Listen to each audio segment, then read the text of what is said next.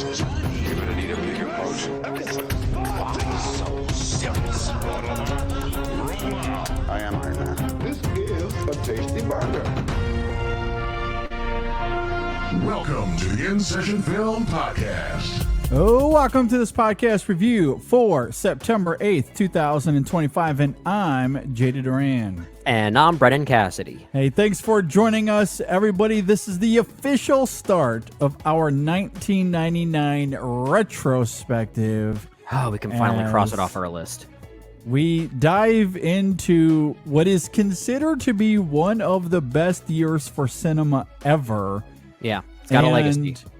Usually when we do these retrospectives, we begin with doing a review of a film that is often considered to be defining of that year. Mm-hmm. And I do feel like there's a little bit of pressure here because, again, 1999, it is hailed, it is revered in the cinema landscape. So what film do you choose from that crop? This is the best of the best, as many people would say. So where do you go? What film do you choose to review? Now, I mean, obviously, it should have been Big Daddy or something like that. Of course. It should have been.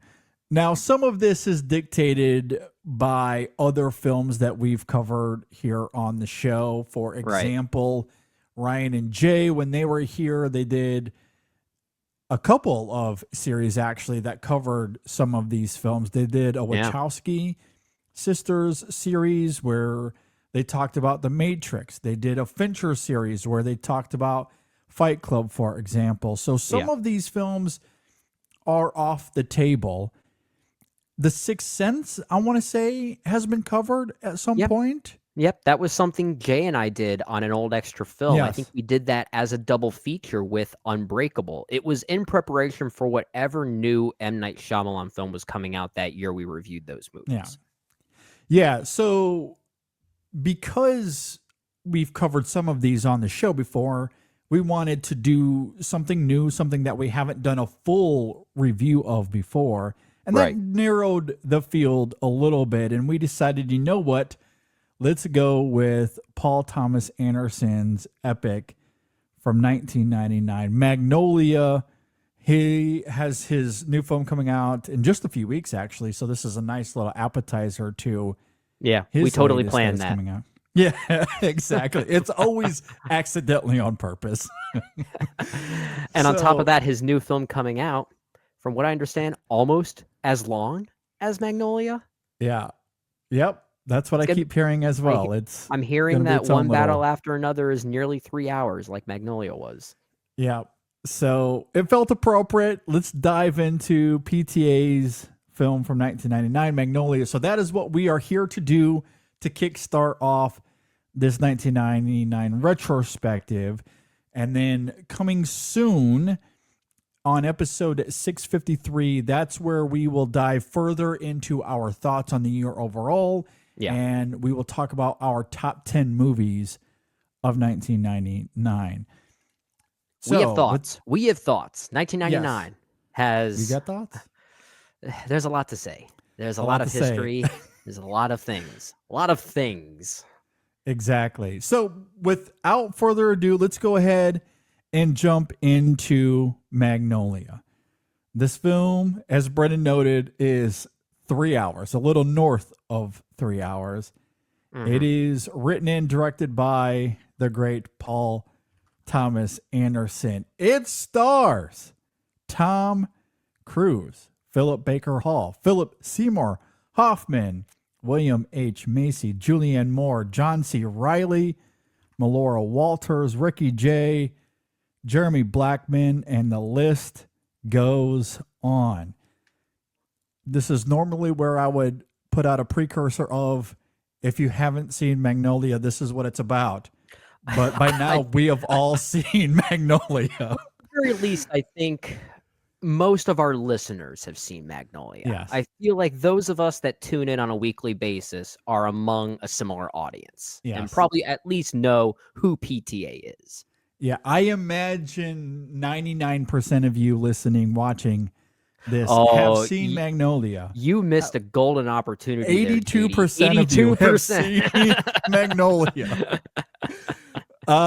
Just in case, though, if you're part of the 18%, this movie is an epic mosaic of interrelated characters in search of love, forgiveness, and meaning in the San Fernando Valley. All right, let's dive into this. Brendan, what do you think about Magnolia? That is not a loaded question. I think the best way I can talk about Magnolia is to talk about my history with this movie, because I think it's necessary, but it's also very extensive. And I think a lot of people have very interesting histories with this movie and what it means for them as cinephiles, cinema lovers, and how they grew to become cinema lovers. Because for those of you listening, if you don't know, myself and JD we were born in the 80s, but we're technically children of the 90s, I guess you can say, right? Mhm. You're a little bit older than I am. I was maybe 8 or 9 years old in the year 1999, and that's going to play a huge part into my thoughts on the year itself when we I was get into the actual. 14. You still weren't that old. You're still a child, but you were a teenager. So there's a huge difference between 9 and 14 at that point. So clearly, I did not see Magnolia when I was 9 years old, but I was always mystified by the poster for it, the artwork, the actual Magnolia on it. And I think part of it was because at the time, I would always see it at my local Blockbuster. And this was maybe around 2000 when it was finally able to rent on DVD, VHS, whatever the format was at the time. Yeah. And of course, at 10 or 11 years old in the year 2000, when it was probably available for rent and, a very popular film at the time, I was a huge fan of Mission Impossible 2. So seeing a long-haired Tom Cruise on that cover, I was so mystified by this thing. Yeah. And knowing that it was this epic interlocking narrative of different characters and perspectives, I'd never heard of that before. So I was always mystified by this thing, but it took like 7 or 8 years for me to finally see this movie. And it was when There'll Be Blood came out. So that was my first ever experience with Paul Thomas Anderson. So the first thing I did after loving that movie was I was always fascinated by this Magnolia thing. I'm going back to that. Let's watch that. And when I first saw that in 2007, man, this was my favorite movie of all time. And it was my favorite movie for a while. I showed this to all of my friends. I wanted to see all of their reactions when the ending comes. We can get into spoilers later, but maybe we'll save that for a later part of the conversation. Yeah. Basically, this is a very long-winded way of saying this was a formative film for me. This was a very introductory film for me as far as teaching me about what film language is and what the form can be. And for reasons we'll get into, there's a lot about that makes this movie kind of special, even to this day. Since then, I have gone so back and forth on this movie, I can't even count how many times. There are times that this is maybe my favorite or second favorite Paul Thomas Anderson film. Then a few years later, I thought it might be my least favorite. And then it maybe sits right in the middle. Then maybe it's my favorite again. And then maybe it isn't. I think it's because there was a moment where, and this is something that Jay Ledbetter, who you mentioned earlier, when he used to be on Extra Film with Ryan McQuaid, they both have, the Director Series on Awards Watch right now. But this is something he has talked about a lot with Magnolia, that after learning to love the language of film and experiencing new films as you got older, you start to watch the movies that inspired the movies that you originally loved. And in the case of Magnolia, it's Robert Altman-isms are all over it. It's Martin Scorsese influences are all over this thing. And there was a point where I found myself kind of lessening on Magnolia because of how much it pulls from those movies that PTA is clearly wearing on his sleeve. And they are very noticeable. They really are. And we could talk about that further. As it relates to me right now and my relationship to this movie, I am back on fully loving it. Primarily because I think this is probably the moment in PTA's career where he was still relishing in those influences from Robert Altman and Martin Scorsese and the likes of them.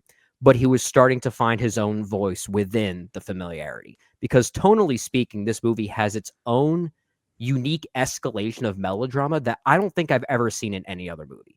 And I think that is something to be valued, and honestly why it is something really special. And I find it to be and I mean this as a positive. It might sound like a backhanded compliment, but this is a very emotionally overwhelming and suffocating experience. And I think for all of the best reasons. It knows it, and it really does play with it. It is so overly ambitious to the point that even PTA nowadays claims that he probably should have cut off like 20 or 30 minutes or something like that. But at this point, I would not have the movie any other way. I think it is so great because it is so imperfect as a depiction and a mosaic of imperfect people dealing with imperfect circumstances. And I think for those reasons, it's a powerful movie. I just think my history with it is so interesting because in many ways, it's kind of one of those great movies to best understand what it means to wear your influences on your sleeve as an artist, but how you can do it in a way where it doesn't feel like mere copycatting. And I think this is a movie that does a great job kind of balancing this middle ground of being a unique voice, but also being anything but that. And I think that's kind of a tricky thing to pull off that is kind of magical about this movie nowadays. Yeah, that last little bit there is exactly where I wanted to kick off my thoughts on this film. So it's a impeccable transition because I think this film, maybe more than anything else, quintessentially proves that the film doesn't have to be 100% original and innovative and intuitive to be a full-on masterpiece. Sometimes it is the trainee that can outdo the trainer, if you will. Because you're right. There is a lot about this film that derives itself from other filmmakers. Yeah. But Magnolia, and don't get it twisted, is a full-on masterpiece. Is a full-on masterpiece. It is PTA at his most maximalist, with all of the overlapping dialogue and interwoven narratives and the sweeping camera moves, the incessant score and use of Amy Mann. But I don't think it lacks subtlety either. The more I watch this film, the more I do see classic PTA in here as well, even if much of it is Altman inspired, as you noted earlier. Yeah. And I think about how the camera interacts with these performances for all of the film's towering themes and its structure and its editing. PTA does a phenomenal job of letting these actors revel in the emotions of their characters. And often there are quiet, tender moments that balance out the film's imposing qualities. But there is no denying how brazen this film is as this biblical-like allegory on regret and forgiveness. In fact, one of my favorite images here is the one of Donnie regurgitating the film's themes verbally as he's literally vomiting in a toilet. Hilarious. Absolutely hysterical. It is PTA in the best way possible, just flatly telling us what's going on. The greatest use of word vomit in a movie.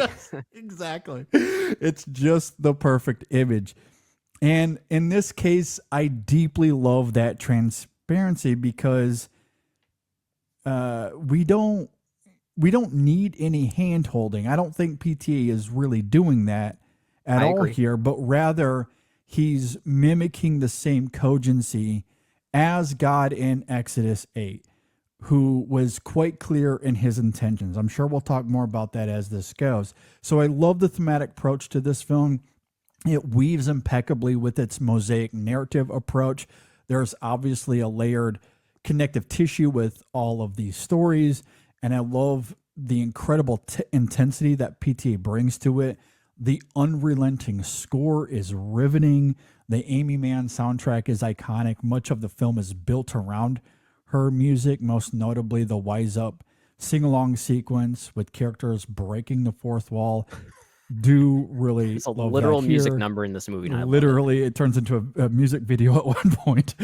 And honestly, I invoked this earlier. The editing, I do think, is an all timer. Dylan Teichner, I'm not sure how to pronounce that, but his editing and the cross cutting that he creates with this symphony like experience where all of these threads act in unison versus acting as 9 separate stories is staggering. It's really, really great. And again, given the thesis of this film and what we hear in the opening montage, in the sense that life is chaos where chance governs over everything and we're just trying to find meaning in it all. The editing is vital in giving credence to that foundation. It is nothing short of brilliant.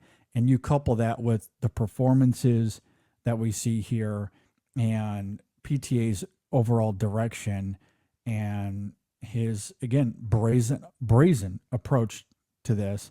I loved. I think this is quite easily one of the best movies of 1999. Well, I'm glad you bring up the editing here because I do think it is one of the best edited films I may have ever seen. And I often say this as a way to compliment great editing in a movie.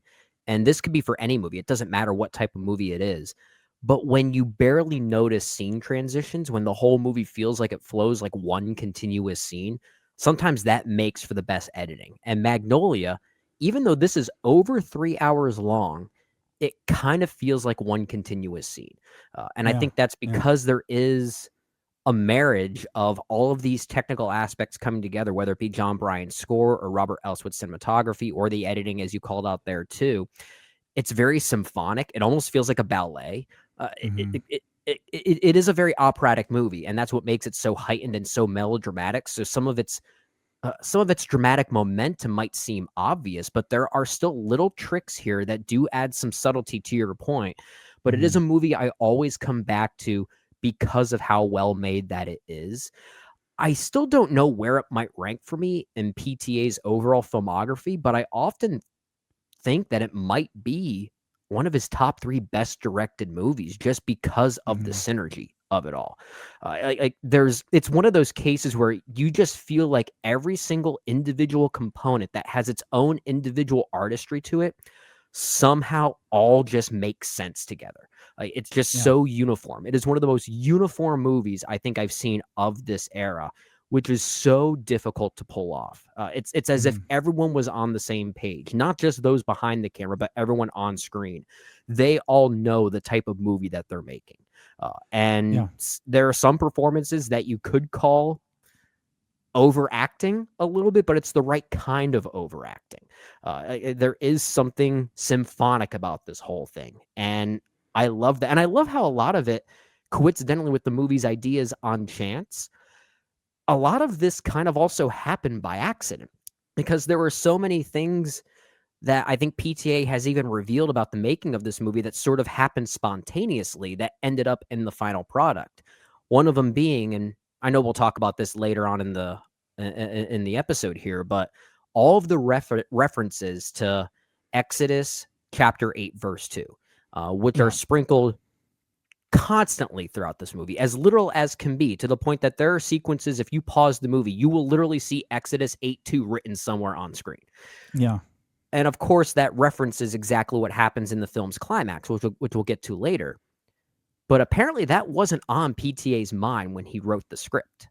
What happens at the end, he found out later that was actually referenced in the Bible. So it was kind of an accident, which I guess is kind of fitting for a movie like this. That is all about chance and surprise encounters that bring people together as some form of emotional clarity and cleansing. That somehow that happenstance would also be baked into the making of the movie itself. So like there's a weird meta component here that I don't think was planned that makes the movie even more interesting now, I think.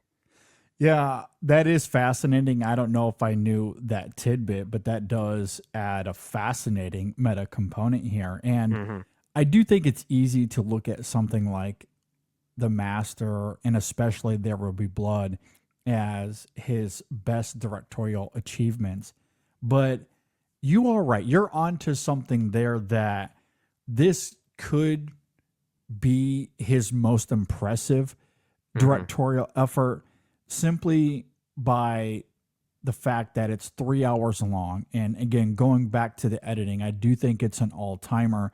It does feel as if it's one continuous scene, despite the fact that we have 9 different narratives operating here simultaneously. You couple that with the tone of this film as it shifts between melodrama and grounded emotion and biblical surrealism. All of that is infiltrating into this film from one moment to the next, and it all feels of a piece.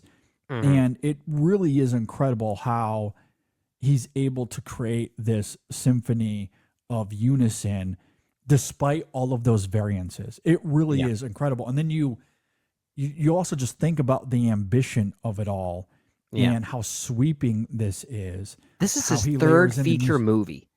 Like, that's Yeah. insane. For his third movie, he pulls off something like this. Yeah, not to mention the cinematography, which I know we've only briefly mentioned, but there are long takes here as the camera literally sweeps and moves throughout, or you get these incredible iconic close-ups. When you think about Tom Cruise in this film, you immediately think of those close-ups in this film, whether it be the scene with his father later on or the interview scene that he has. Both of those are legendary in this film. Yeah. It's incredible. So it's like watching 9 different movies, yet it all feels as if it came from the same mind simultaneously. Like, that is an impossible achievement to pull off, and he does it so effortlessly. There's an incredible vigor to his filmmaking here, and the structure of it all almost feels like this shouldn't work. Like, that alone, like the way he structures this film on paper. And again, I know that it's echoing Robert Altman in a lot of ways. Yeah, but it's very shortcuts in a lot of ways. And Nashville. 100%. Yeah. 100%. But I think the way he directs this, again, going back to my opening thoughts, and on this rewatch, I very much noticed it, that his direction and the way that he taps in from moment to moment, despite the structure feeling familiar, I did feel PTA's own DNA in this film, in the way he directs, again, moment to moment. So I do think there is familiarity, broadly speaking, but on an intimate level, it's very much a PTA film through and through. I agree. And it does make this film, again, maybe, like, I don't know. It's hard to say, because the legacy of this film, especially as it relates to 1999, is so large, and obviously it's vital to that year. But I also feel like it's, when you bring up and invoke PTA, it also feels a little bit cliche to be like, oh yeah, Magnolia. It feels like people immediately want to go to something else because Magnolia has just been talked to death by this point. Yeah. But well, I don't know. At the same time, especially on this rewatch, I'm going through here and I'm making notes, and I'm responding to the film's emotion, and I'm like, I think there's a reason that people have talked about this film for 2 decades. Well, I think the other reason why some people might push back on this film, it goes back to my history with it, because there was a moment where I did push back on it because it is riffing so clearly on past movies. And there was a moment in my life where I was more interested in what was the source of the inspiration as opposed to the riffing on that inspiration. But nowadays, I could sense that there is a difference between copycatting and homage and still doing something unique with that homage to create your own new voice out of it. I have often like everyone talks about Tarantino in that way. He is riffing on all kinds of movies all the time, and we know that he's very brazen about that as well. But we don't look at him and his filmography and go, well, let's just throw it on the rug because all he's doing is something that came before. Nobody does that. Well, but to your point, the structure of Magnolia is so clearly inspired by the likes of Shortcuts and Nashville, and maybe to an extent Goodfellas a little bit. So it's very easy to pick this movie apart because that structure is so familiar, and where he's pulling those influences from are so obvious. Yet I think here PTA is really using it as a template to try to discover his own voice. A lot of people also really love Boogie Nights, and I will openly say Boogie Nights is still my least favorite PTA film because that's the one I feel that is more homage than it is PTA. And I think the clear distinction is between both of these movies, Boogie Nights and Magnolia specifically, both have very, in their own degrees, iconic one-take sequences that last maybe 3 minutes long. Boogie Nights has the opening logo of Boogie Nights plastered on the screen before it basically riffs off on the Goodfellas Coca Cabana sequence, right? Introducing all of the characters in this nightclub. It's a very impressive sequence, but you can clearly see where the Goodfellas influences stem from, to the point that it feels like a one-take sequence kind of for the sake of just doing a one-take sequence, right? It kind of has that, the obviousness of that. In Magnolia, you have a 2 to 3 minute sequence of many of these characters navigating the backstage offices of the What Do Kids Know TV show. And it's circling the hallways, following different characters. It's very well choreographed. But it took me maybe 4 viewings of this movie to realize that was a one-take sequence. I had never noticed that before. And honestly, I think those are the best one-take sequences when you don't notice it. And I think that's the impressive thing about Magnolia. For how epic and loud that this movie is, somehow it's also not calling attention to itself. Like that's kind of impressive, which is why I think his direction is so masterful. It is. It's loud, but it's also not. Like that's a weird way to describe it. And I think that's why I fell for its spell, and where I do see PTA's DNA on this movie, at least the PTA DNA we would come to know in his later films. I absolutely do see that here once you kind of get beyond the veneer of the Altman structure. And from moment to moment, it really is quite riveting, especially as he is going from, and again, I'm speaking broadly here. I don't have it written in front of me what the exact order is, but you know, you're going from the Stanley sequence to the Jim sequence to Frank to Claudia, and all of it is embroiled in this John Bryan score that is incredible, and it almost plays out like this mystery thriller in some ways, with the music there certainly amplifying some of the emotion and melodrama. It's but kind of an action film in a way. It is. It does. It kind of functions and acts as this incredibly thrilling action film. Obviously, there's not much action, but I am glued to the screen. I am the meme of the guy sitting forward as I'm watching this. And so you're so enthralled by it that you're not emphasizing, at least when you're watching it. I did not have that experience anyway. You're not sitting there thinking about filmmaking techniques and, oh, this is a long take shot. If I was focused on anything, it was the music and how that is helping drive my engagement with the film, coupled with the performances, which are really great. Obviously, you get some of the very best performances of 1999 in this film. And the cast is excellent. If there was a best casting award in 1999, this is it. This is probably the winner. Although, you know, they'd probably still give it to American Beauty. That's the Oscars, the Academy of 1999. To our conversation last week on the show, you're probably right about that. Let's just say, they are probably no longer members of the Academy at this point. Yeah. The 2025 Academy would give Magnolia the Oscar a lot of for awards. Best casting. A lot of awards for sure. Yeah. But to your point, I think it's so easy to overlook the bombastic filmmaking, even the surrealism we get at the end of the film with the frogs, that might come a bit of a shock on that first watch. But at the same time, especially on rewatches, I still think it's easy to overlook that because you're so engrossed with these characters, what they're experiencing, and how it all relates to Exodus 8:2, which, to your point earlier, is it's all over this film. So you're trying to figure out and piece together what all of this means and how it comes together. And again, I think what's brilliant about the filmmaking and how direct PTA is, going back to my opening thoughts, as bombastic as the film is, and it's this large sweeping thematic mosaic, and it might carry this overwhelming weight as far as what does all of this mean. And honestly, I think there's a subtle simplicity to it all. Like Yeah.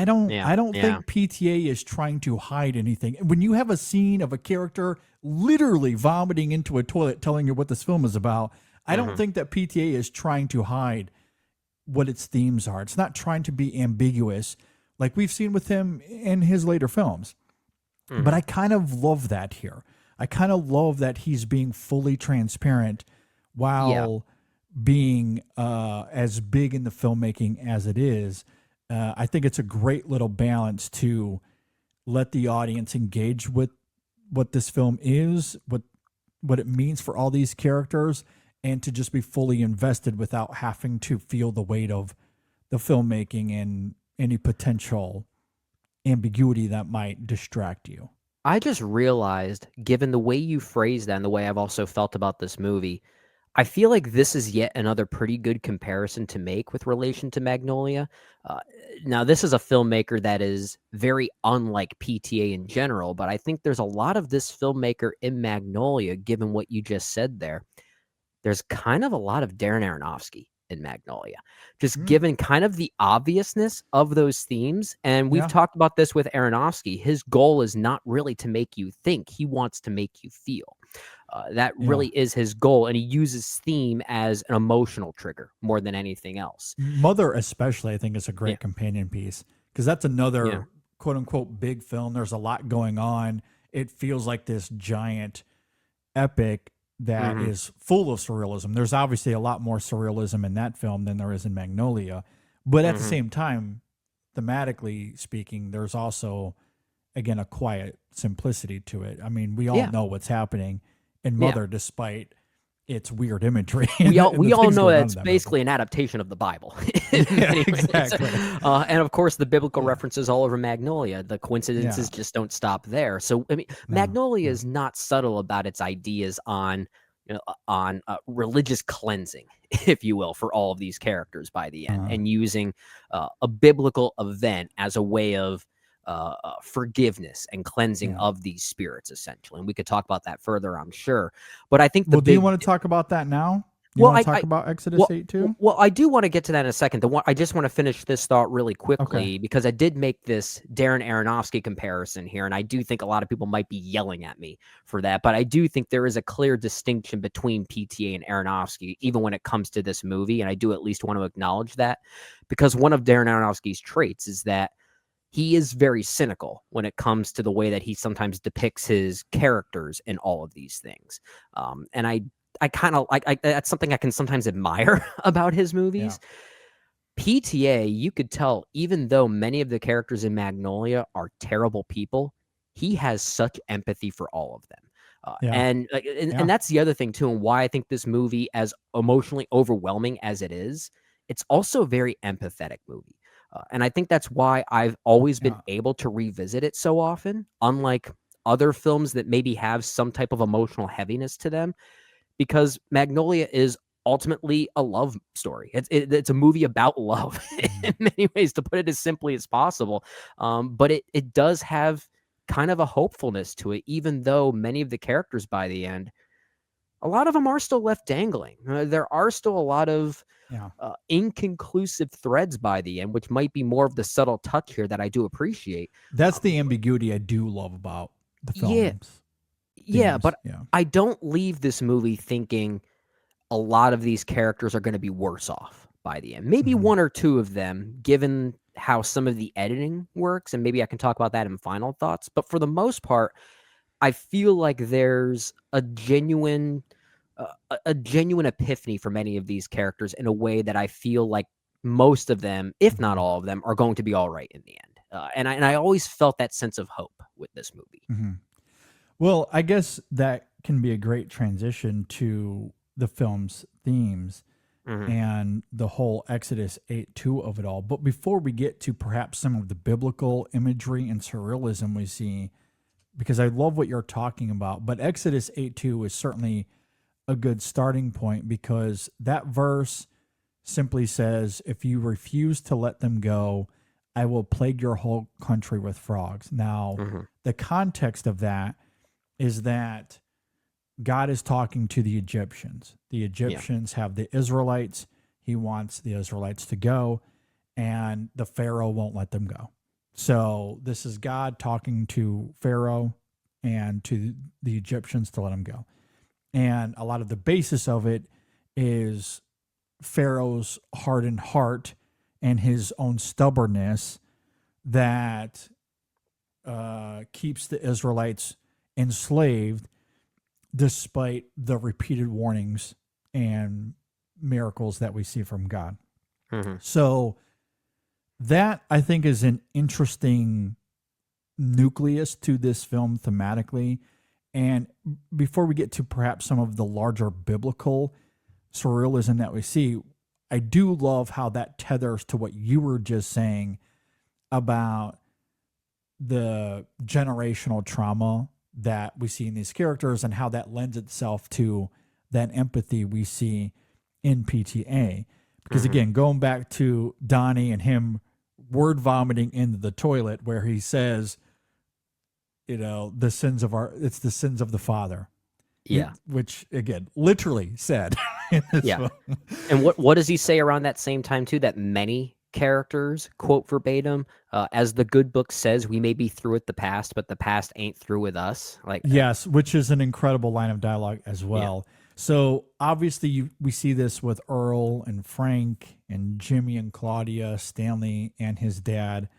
And I think what's so interesting about these various through lines that we see is that, yes, these are very hurt characters that convey these abrasive qualities, or they find themselves in these addictive behaviors, whatever the case may be, but they're all wounded in some sort of way.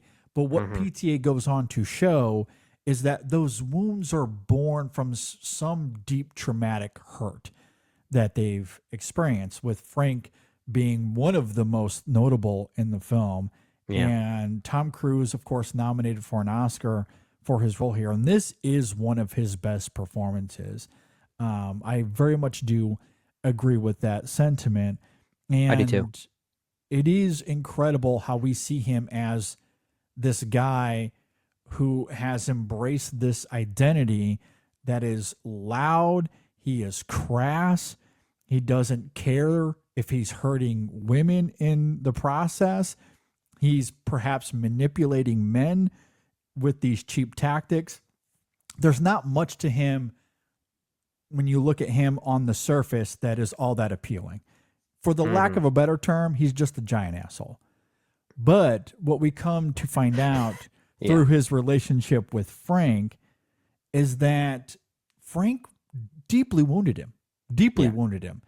And it born this persona in him that he is using to mask all of that pain. And it crescendos to that brilliant moment between the two of them that is now iconic when this film. In fact, when you talk about Magnolia, when you just mention the name of the film, this is probably the image that comes to mind. That image, yeah. And apparently that image is how Spielberg decided to hire him for Minority Report. I think I remember him giving an interview about that when Minority Report came out in 2002. Stunning. It's absolutely stunning.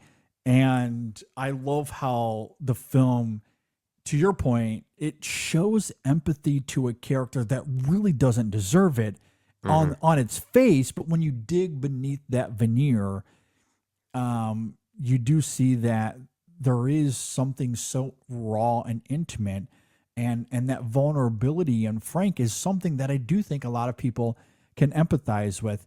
Stanley and his dad is another great example. Stanley being a little kid here, so it's perhaps a little bit more sentimental, or maybe a little bit on the surface there, but that's another moment of manipulation in this film where he just wants to be a kid, which you find heartbreaking. What we see with Jimmy and Claudia, a lot of the same way. Like, Claudia's behavior is a little verbose, and she's a bit, I don't want to say undesirable, but she certainly seems to be a bit of a mess. She's And unhinged, very she's unhinged. unhinged. And then what we come to find out, given her past with Jimmy, it makes sense why she's a bit of a mess. And Mhm. when we come to empathize with her behavior. So you do see that over and over and over and over in this film.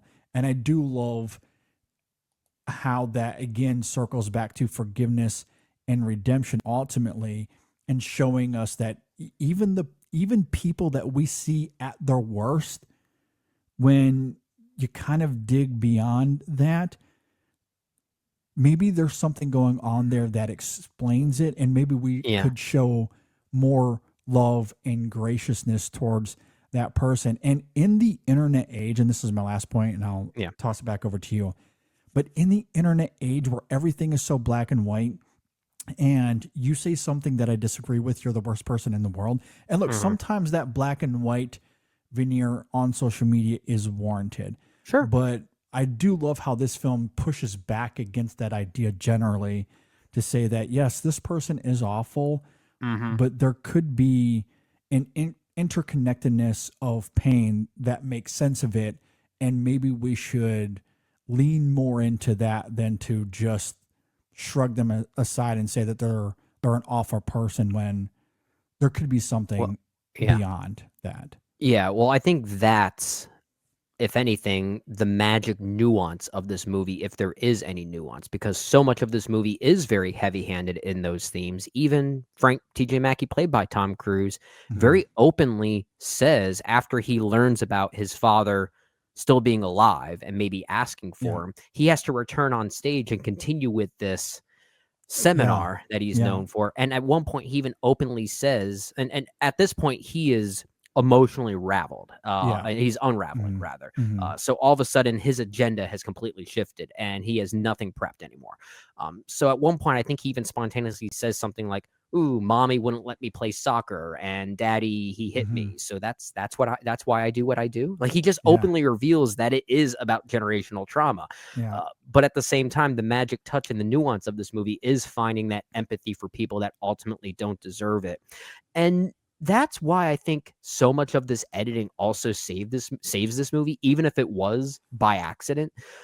If there's one character in this movie that maybe you could argue by the end still doesn't deserve our empathy, it might be Jimmy Gator, played by Philip Baker Hall. Yeah. And I don't know if you know this, JD. Apparently, I think this is true. I forget where I read this, but apparently, in the original cut of this movie, he dies in a house fire after a frog comes through, knocks the gun out of his hand before he has a chance to kill Yeah. himself. The gun fires and hits the TV, and you see a little bit of a spark. But then that moment just kind of cuts, and we don't see Jimmy Gator at all for the rest of the movie. But I think in the original script and cut of the movie, it implies that the house caught fire and he died. And yet somehow by choosing to leave that off, or at least leave it on the cutting room floor, that adds further nuance as to whether we should even forgive a man like him by leaving Yeah. him kind of dangling like that. And I think that's maybe the most challenging aspect of this movie that I come to respect more as I think about it more. The more I see this movie, I latch onto those little things that could be here by mere accident, but that kind of adds a charm to the movie that it is all about happenstance and coming up with these things by accident. And somehow the movie works because of it. So if there is any nuance there, it's maybe there unintentionally, but I kind of love that it is in some ways. So I think that's really cool. Yeah. There is a fascinating through line here. And obviously the film sets this up with that opening montage as it relates to chance and control and our role and all of Yeah. that. Yeah. And also And simultaneously does so by kind of cheating the narrative system a little bit, yeah. because it sets you up to expect some type of twist at the end. And you do get that, but you Mhm. don't necessarily get it in the way that it's set up, which is kind of the point. Like, I love that about it. Yeah, I love that about it as well. And yeah, it's really interesting to see how this film toys with that duality in all of these characters, and how it tethers to what we were just saying earlier about the trauma that they're experiencing, how they're learning to cope with it. Hmm. In Claudia's her and her story. I think that's what I love so much about her relationship with John C. Reilly's Jim character. Two characters that seemingly have nothing in common, but except for this yearning for something else. That's the one thing that does connect them. We don't necessarily learn as much about Jim and his past, but I think what's interesting about that character is that he is still this good cop. He carries this optimistic veneer, Yeah. even though as the film goes, we see that he sees himself as small and inept. At one point, he loses his gun and he's literally begging God for some sort of guidance or to help find that gun. And there's an interesting reveal as to that later on. Oh, I love the way he reveals that to Claudia at the dinner. It's actually really Yeah. funny. I lost my Yeah. gun today. And she's like, oh, well, thank you. For Yeah. Yeah. But, you know, in that character, and I love how John C. Reilly plays it, but Mhm. he is yearning for something. And Claudia, through her toughness and sarcasm, is also yearning for something. And through her relationship with Jim, we come to find out why she is broken and why she is yearning. And I love how the film, how PTA again shows a empathy to those characters inside of their brokenness, and then displaying all of that connective tissue as it relates to that duality of fate and control, and do these characters have any of that? And again, circling back to the Exodus 8:2 of it all, the Israelites in that story, they don't really have much of a choice in the matter, or at least they don't have much control until God intervenes.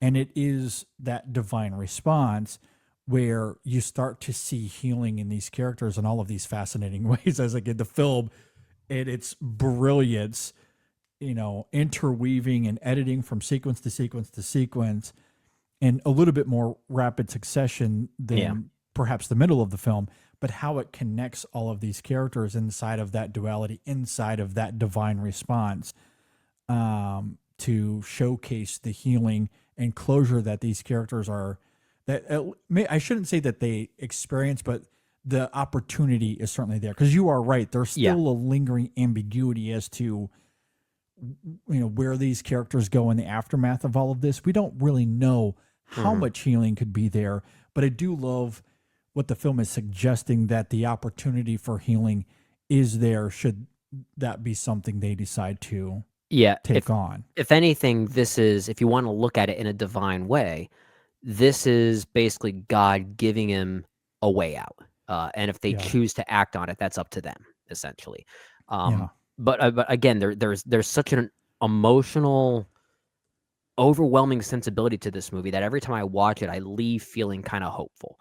At least for most of these characters, and I think that's, given the heaviness of this movie, that's something I really appreciate about it. And it doesn't come off as saccharine, despite how melodramatic that it is.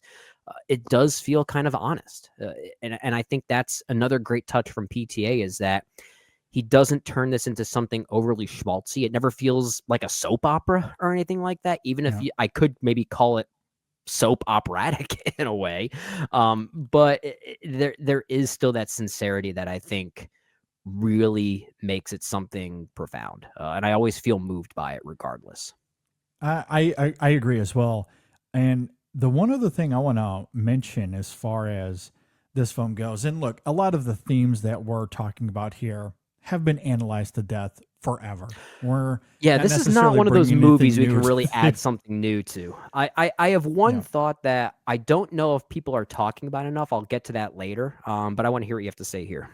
Well, yeah, because I was going to say the one thing that came to mind for me, and I don't know if this has been talked about as much in reviews, I'm not really sure, but something that did jump out to me in this film, aside from the Exodus 8:2 of it all, is how the film is operating as a critique of American performance culture. There's a lot to this film in terms of how performance defines these characters, right? So you look at Frank, for example, who is once again the most notable here as this snake oil salesman, as we somewhat talked about earlier, selling this hyper masculine persona. That is a performance. We come to find out because of the reveals with his mother. That's what's so brilliant about the interview sequence where I forget the interviewer's name, the name of the character, but she just completely unmasked Frank. And his response to it is also quite revealing. I'm quietly judging you. Like he just What a line. What a line. it's so good. Like he doesn't know how to respond other than to judge her, get up, and walk away angry because he's been caught. His mask has been pulled off a little bit. And to your point a moment ago, when he goes back onto the stage to perform, but the mask has been lifted a little bit, the other men in the audience Can't might do it. not know, but he knows and he can't keep up the performance anymore. And it's utterly fascinating. Yeah, I think Claudia, that no, is go all over ahead. this movie. I agree. Because I was just going to say, like the idea of facades, that many of these people are Yes. living certain facades as a masking of their generational trauma and their pain, I think is absolutely here. And I don't think it's an accident that somehow many of these characters are involved with television. Like this takes place in Yeah, that's a California good for a point. very specific reason, because there are parallels to what you're talking about there. Yeah, the television of it all, or in the case of Mackey's, giving these large speeches in front of a large audience. But even on an intimate level, I think of Claudia and some of the toughness and the sarcasm that she uses to cover her brokenness. Linda is the most melodramatic, like just screaming her head off at everybody that might be a threat or poses to be some sort of threat. Stanley is forced to perform as the epitome of an intelligence in a kid Yeah. as a commodity for his own father's profit, right? Donnie is always reminding people of his quiz show days because as an adult, he feels like a failure. He's become someone that's not important anymore. And with Jim, I mentioned earlier, he carries this good cop facade because he feels small. He feels Yeah. small and but he's trying to do good. But Yeah. you know, despite the characters, and again, I love how it's very different from person to person, but all of these characters are performing in some sort of way because they're masking that trauma. So while the generational trauma is certainly a big part of this movie, that's been talked to death. But the one thing that stood out to me, and I was trying to look for something because I knew that had Yeah. been talked to death. Yeah. And this is something that did come to mind for me as far as performance and how we are masking ourselves. And this is also something that I think translates incredibly well to social media today, where we are all online and many of us are not wearing our names in our Twitter profiles. And even if we are, we probably have burners because we want to perform. We Yeah. want to engage in that performance culture. Or we're not And even using our own picture as our profile. we're not using our own pictures. Yeah. You know, so like we all kind of get caught up, especially today in the internet age and the social media age of performance culture. And this was long before any of that.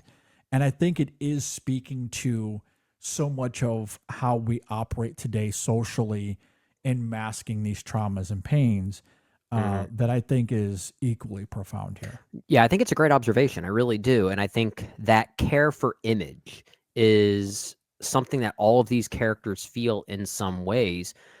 Maybe another one of the big examples is Donnie, who has this infatuation with this bartender, and the way that he Yeah. wants to get his attention, he wants to get something he doesn't even need that this bartender has, which is Yeah. braces, just to have a physical Yeah. added image to him that can maybe bring them together. Like everyone's too focused on Yeah. the physical or the superficialities of how people perceive them. So I think you're absolutely right. With many of these characters, that it's that care and that desire for image that they Yeah. put too much stock in, Yeah. and as a way of masking that. Like, this movie is all about masks. It's Yes. kind of ironic that it stars Tom Cruise, where he also stars in a franchise about ripping masks off. So Yeah, I exactly. guess this is actually another Mission Impossible movie. I love what you're talking about there with Donnie. That's such an interesting little quirk with the character, but I think that actually tethers extremely well to what I was just noting about Donnie and how he's constantly bringing up his quiz show days because his life didn't turn out the way that he wanted. But what's really interesting about that note with the bartender is that he wants to go and get the braces, as you're talking about. And doesn't that feel like a youthful gesture? That's something a young person would do. And I'm sure we've all done this where you have Oh, that yeah. crush and you do something that you normally would never do just because you want to relate with that person. Like your crush is wearing a T-shirt of a certain music artist or a band that you either know nothing about or don't really care about. So then you go and buy the shirt just to wear it one day to find some type 100%. of common ground. Yeah. Yeah. But of course, someone like Donnie is doing that because in a way he hasn't really grown up. Yeah. I don't know why I remember this, but maybe now I do know why I remember this because it's exactly what we're talking about here. But one of my vivid memories from high school, this is so stupid to admit here, but I remember at one of the high school basketball games, and this would have been before I was playing on varsity in my junior and senior year. So I was a sophomore, I think, in high school. So this is after the JV game, which I would have played in. So we're getting ready to watch the varsity play. And you go to the concessions, and the girl that I have a crush on is in line in front of me. And I forget what she bought. It was, I think, a Reese's or something like that. I bought what she bought for the exact same reason. And that's not even what I would have picked, not even close to what I would have picked. But I chose that because she's right in front of me, and that's what she picked. And I was hoping that we could bond over something so stupid like that. So there you go. Donnie's braces, Reese's, same thing. Exactly. But again, like, my point in bringing that up is to say that is something that a young person, when you're young and you have your crushes and you don't know any better, and maybe maturity isn't quite there, you do those little silly things that maybe you don't do as much as an adult. But Donnie is stuck in the past. He is stuck as a child because that's where he thrived. That's where he peaked, as the new kids would say. Yeah. And that character maintaining that youthful persona and mentality and getting these braces makes a lot of sense for that character.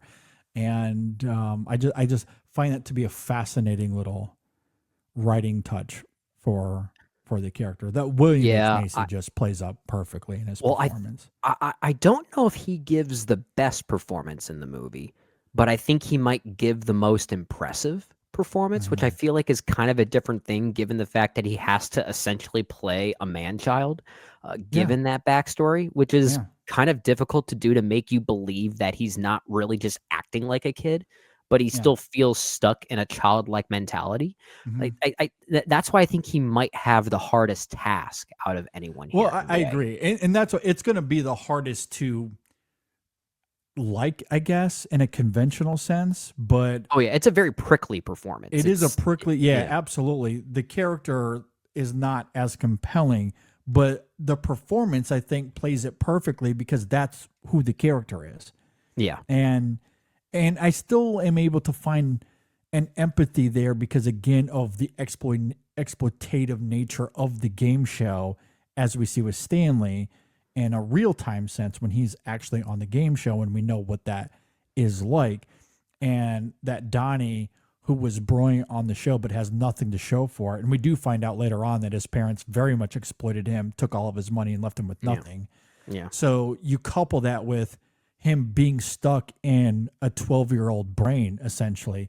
I do think there's empathy there, but yeah, the way the character is written is that he very much comes off prickly. So it's not the most appealing character, but I think that only gives more credence to the performance. I agree with that. And like I said, I think for that reason, he might give the most impressive performance, William Yeah. H. Macy, even though I guess I would still say Tom Cruise probably gives the best performance, just given his own history as an actor and how surprising Mhm. this was. Yeah. But Yeah. Yeah. there is no bad performance in this movie. If there's one new observation I took from Magnolia in preparation for this retrospective after having seen the film maybe I don't know, I've probably seen this movie at least 10 times because like I said, it was a formative movie for me growing up. So I kind of have a good chunk of it memorized. But Uh-huh. if there's one character that I always had a hard time pinning down that I still to this day don't think this person really fits the thematic circle of this movie as much. And I think because of that, he might actually be the most important character in this movie, and that's Phil Parma, played by Philip Seymour Hoffman. Because in a Mm. way, he's kind of the one without the real arc. He's kind of the supporting character if everyone else is the main character of their respective stories. He's kind of the observer, right? Yeah. And I think in a way, a character like that is so necessary to bring the audience on board because he's also from the get-go the most empathetic character in this movie, the Yeah. one that displays the most empathy. So in a way, like you take any character out of this movie, the movie kind of falls apart. But I think it might fall apart the most without Philip Seymour Hoffman. And I didn't really think about that. I always just kind of saw him as sort of the humane one in a very simple way, but he might he might be the glue that holds a lot of this movie together. In a way, he's almost like the audience surrogate in some ways. And I found myself even more impressed with a performance like that for how great Philip Seymour Hoffman is all of the time. He's giving such a subdued performance, and I think it serves this movie so well by not over characterizing him when he's really there to serve so many others. And I think Yeah. that's, in a way, that's what allows the audience to uh, uh, still stay on board with this thing. He kind of is that surrogate in a lot of ways. Yeah, I was gonna say if I have a favorite performance here, based off this rewatch, it is unequivocally Philip Seymour Hoffman, and I Yeah. think a lot Okay. of it is due to his performance here for sure. But you also just can't remove the context of him being gone, and he's just one Oh, of my favorite we're still not actors over it. We'll never of be all over time. this one. I'll never be over it. I am continually distraught that he is no longer with us. Hmm. And every time I see him on screen, there's still something in me that just wants to like I don't know how to articulate it. I guess that's the thing with grief is that you don't know how to Well, articulate it. and But you're I onto love something him. there. Yeah, you're onto Yeah. something there, and maybe that's why I was latching onto him so heavily here because for how much I miss this man, for him to play a character that is essentially the most huggable character in the Yes. movie, and given the fact that he is Yeah. no longer with us, I think maybe emphasizes that huggability in a way. Yes. And I think that's why I found myself latching onto the character of Phil Parma so much as Yeah. this surrogate that kind of brings the movie together in a lot of ways. Yes. Absolutely. And I think that's why I need his son to move next door to me so I can go give him a hug whenever I'm having these feelings Yeah, yeah. because yeah, I mean and I think that that's a big part of it is Mhm, you love the character, you love the performance and the context of where we are now certainly adds an element, but I mhm. do think Philip Seymour Hoffman even on its own terms, he is tremendous in this film in that role and the empathy that he shows. I mean, obviously the way that he treats not just Frank in this film, and those moments are great. But I think of the moment that he has with Julianne Moore's Linda character when she comes Mhm. home frantically. He's on the phone and in her melodramatic way loses her mind on him, but he maintains composure. And then some moments later,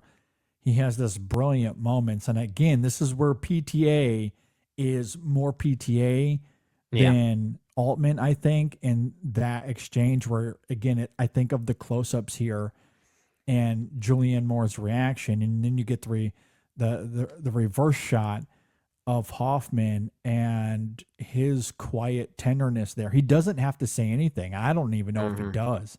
Yeah. He might have a line of dialogue in the exchange, but without saying anything, he immediately understands what Linda is about to do and cries for her. Literally shows her the most empathy and compassion, despite just moments before her slapping him in the face. And it's such a brilliant performance. And I also think about how it tethers to the film's ideas on control and chaos and chance. Yeah, it's a good point. Right? That's a good point. Because he doesn't know how to get a hold of Frank.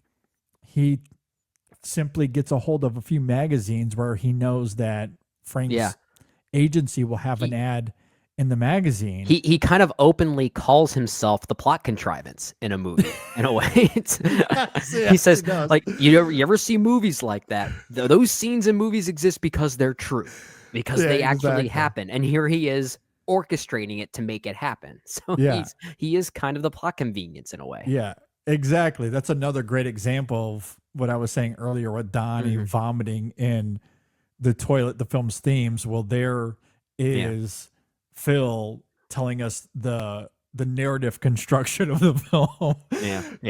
And so it's very meta in that way, but he takes a chance. Like, he just calls a random 800 number and he has very little control. What are the chances that he gets a hold of Frank? And then through a series of what you could call divine intervention, he is able to get a hold of Frank's what's her role? His assistant, I guess. His assistant, yeah. And then is able to get a hold of Frank directly. And obviously it's a movie, so ultimately we need all of that to work. But I do think that idea, the premise of it, still funnels to that duality that so much of this film is dealing with. Perhaps in a more quiet, subtle way than everything else we've talked about, but it's still very much a play there. Well, and you don't really notice those orchestrations all that much. Even though they're obviously there, you still believe that somehow Phil was able to get a hold of Frank. Like, the way that ultimately happens, you still buy into it. I still also love the idea that Phil is a man that, given his job, he's in a role where he really has to be kind of objective and emotionless, because he probably looks after multiple people and not just Frank Sr., right? But he develops a very personal connection to Frank, who is dying. And when he's given the liquid morphine to him, he's breaking down in a way as if he's giving it to a family member, even though he's not a family member. And he's kind of breaking, he's kind of, you might say he's kind of crossing that line a little bit because of that empathy. And I think that's what makes the empathy of him so palpable. That's why you feel it. And as someone that's able to show empathy like that, a character like that is so crucial. Otherwise, this movie could feel very cynical without someone like him here. No, I agree. Yeah, he plays a pivotal role, even if he isn't one of the central characters in this interweaving web necessarily. But he plays a pivotal role despite being ultimately a supporting player. And I agree with you. You take him out of the movie and so much of it falters. For the sure. tone of the movie kind of changes. Breaks apart without him. The tone changes. Like, it's a completely different vibe of a movie without him. Yeah, I completely agree. And Hoffman is just perfect. Absolutely incredible. He's a perfect man. Perfect man. He's the master, as well said. Well said. Well, I have perhaps two other thoughts here as we begin to wind down. So we've somewhat talked about it. We did mention the Exodus 8:2 of it all. And perhaps we did mention the ending a little bit, but should we talk about the frogs, the frog storm in any sort of detail? Do you have any further thoughts on the fact that frogs literally fall out of the sky here? I mean, we kind of talked about it with regard to Exodus 8:2 and what it literally spells out. So it is very literal. And like I said earlier in this conversation, apparently that's something Paul Thomas Anderson himself wasn't even aware of. as he wrote the script. And when he became aware of it, he just sprinkled the movie with many references to Exodus chapter 8, verse 2, which I thought was I wanna ask him about his upbringing. And well. the reason I ask this, and I'm not trying to discredit that idea. I'm just wondering because if you're in religious circles at all, you're going to know about frogs and their biblical impact. Oh, I was just So I'm about to, yeah. curious. Well, I was just about to bring that up. I mentioned it earlier, and I'm mentioning it now that it is kind of a neat little moment of happenstance as it relates to the making of this movie and how PTA may have tripped upon that by accident. But when he talks about not knowing that that actually existed in the Bible and it was just kind of a lucky accident, I also think he's simultaneously full of shit. Um, because from what I understand, at least from what I think I heard, Okay. and you watch a lot of his movies, and this kind of makes sense. I think he was a Catholic growing up, and Okay. I Yeah. think he is maybe a lapsed Catholic now. And given the way he has portrayed Christianity in a broad sense in many of his movies, There Will Be Blood, especially, Yeah. it kind of makes sense that eh, I kind of feel like he's maybe playing into the joke a little bit by saying he wasn't aware that the frog rain actually did exist in the Bible, and maybe just wanted to play that up as kind of like a meta way to say that the movie's ideas on chance and happenstance are actually very powerful and could be real. I think he's just Yeah. kind of playing into it a little bit. Um, uh, Yeah. Needless to say, I think the frog rain sequence itself is very well done. Like, you watch the behind the scenes footage of how that was made, it's impressive because Yeah. a lot of it is what we talk about as to what makes great visual effects in a movie. It's the mixture of the practical and the CGI, which this movie is doing. But it's utilizing a lot of actual frogs to pull this off. So there's a lot of practical work going on. And I think it's very impressive there. Like I nowadays it would not be done that way. It would not be done It'd all be using CGI. machinery and rubber frogs or anything like that. Yeah. Yeah. No, I'm glad that you bring that up because I was maybe a little bit dubious, but I don't Mm. know much about PTA's upbringing. Maybe he truly was separated from the world of religion. And if that's the case, then I could see how this is a total coincidence. But if you grow up in that environment at all, you've learned about the frogs. You just have Mhm. all of the plagues and the Old Testament God that existed. That is very much apparent in this film. He would have been aware, even if it was maybe subconscious. I could understand that perhaps. You know, I grew up in the church, so if I was writing a script, because there's a lot that I've forgotten. You know, it's been decades since I've Mhm. read the Bible, but maybe some of that would come to the forefront as you're writing a script in some sort of way. It could be like a subconscious thing. Yeah, subconscious Yeah. thing. Yeah. And I am looking at this. I'm trying to find some more information on Paul Thomas Anderson himself, and apparently he was raised Roman Catholic. I don't know Okay. if and when he may have had a little bit of a maybe like a minor disinterest in it as to why maybe he forgot about something like Yeah. Exodus 8:2. But to your point, it could be a subconscious thing. Maybe it was always there, and he just Yeah. never really realized that that's where it ultimately stemmed from.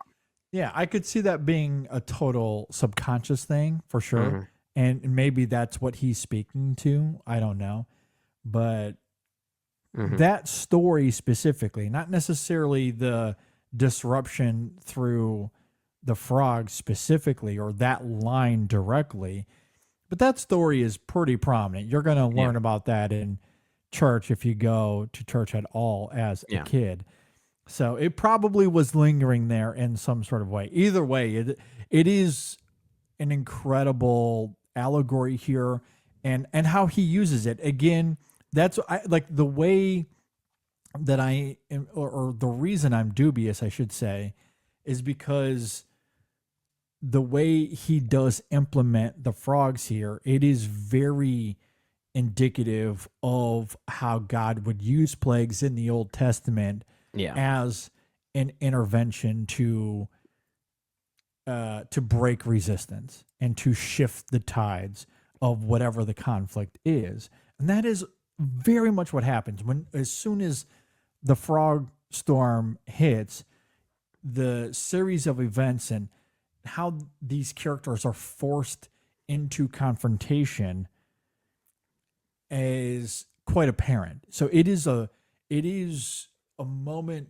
in the film where inertia completely changes once that takes place. So the way that mimics Old Testament intervention or God, broadly speaking, it's there. It's very much there. Again, there's not much to this film that isn't brazen in a lot of ways, especially when we're talking about the filmmaking of it all. But again, I say that very complimentary. I do love that about this. Well, movie. it's not just brazen in what it might be suggesting emotionally or thematically, but it again goes back to PTA wearing his cinematic influences on his sleeve, because this ending in many ways is kind of a riff on Robert Altman's Shortcuts, which that movie also ends in kind of a similar way, where some type of natural occurrence. I don't know if I would call the frog rain a natural occurrence, but maybe it could be.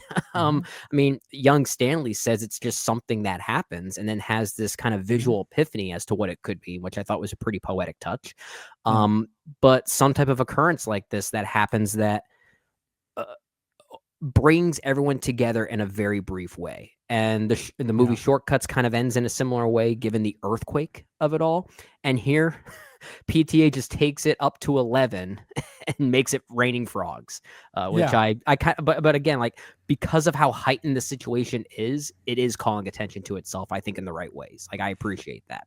I agree. I think it's all pointed in the right ways. I love the attentive direction, very purposeful, everything that he's doing here in terms of the world building and how it fits in with these characters. Yeah.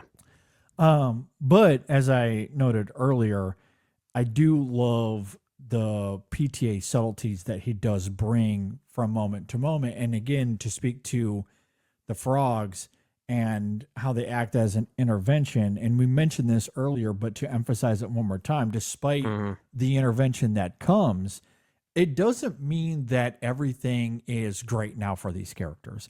All it does is act as an opportunity. The thing with intervention is that it shifts momentum, but you have to take advantage of that shift, right? Yeah. We see this a lot in sports. Yeah. There can be a shift of momentum in a football game, but you still have to go and score the touchdown. That doesn't mean that you are now winning the game. You don't get things handed to you. You could be given the opportunity to take control of yourself. And that's essentially what this is, because this is still a recognition that you're not given the way out, but you're given the tools to make your way out if you choose to act on it. And I think if anything, that's God's way of also acknowledging that my own creations are flawed, but they still have the power to work it out themselves. And that's why I created them. And that's ultimately what it is supposed to be about. Yeah.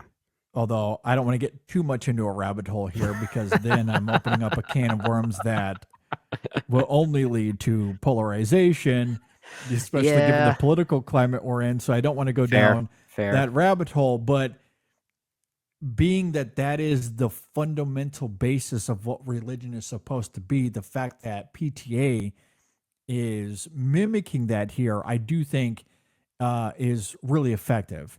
And it's what makes sense, and why I do love the ambiguity, as brazen as this film is generally. I do love that about the ambiguity that we see at the end regarding these characters and where they sit within that opportunity, where they are presented with the tools to change the trajectory of their lives, to your point and what we're talking about here. But we don't know where that goes. For all we know, all of these characters could go back into the same traps that made them broken people to begin with. That very much could happen. For all we know, Frank T.J. Mackey one day later is back on stage yelling, "Respect the blank and tame the blank." Exactly. Yeah. That very much could be the case. We don't know, though. We don't know. Or maybe he found healing. Who knows? We'll see. But that is what I do love about the ending of this film. All right. With that said, my last thought / question here, Brendan, because so much of this film is about the sins of the father. What are the sins of your father? Let's talk about it. Of my father? That's just personal. Kidding. I'm just kidding. I love my dad. Yeah, no, I'm just kidding. Just kidding. Any other final thoughts for real though? I will say for those who are listening to this episode now, and then we'll go and tune into our 1999 retrospective where we will be giving our top 10 movies of the year. I think it's safe to say that at least one of our picks for your list and my list has already been spoiled given this conversation. Yeah, I think that's perfectly reasonable to say that. Given this conversation, we love Magnolia. It's one of the best films of 1999. It probably will show up on our list somewhere. I love that you're still being a little coy with that. You say probably. Probably. Most likely. We'll see. We'll see how All right, it well, I'm goes. just going to say it will be on my list. Okay, there you go. All right. With that said, we did go on a little long here, so leave a comment below if you're watching on YouTube, if you're listening on Apple Podcasts or Spotify. Reach out to us on social media, Facebook, Twitter, Instagram, Blue Sky. You can always email us in sessionfilm@gmail.com. Again, stay tuned. Episode 653 will be our 1999 retrospective. We're going to talk about the year overall and talk about our top 10 movies of the year. So with that said, we'll go ahead and end this here, our conversation on Magnolia. Brennan, anything before we get out of here? PTA rules. PTA does roll. Okay, stay tuned for the retrospective. That's coming up soon. Thanks for listening. Thanks for watching, everybody. We'll see you next time on the In Session Film Podcast.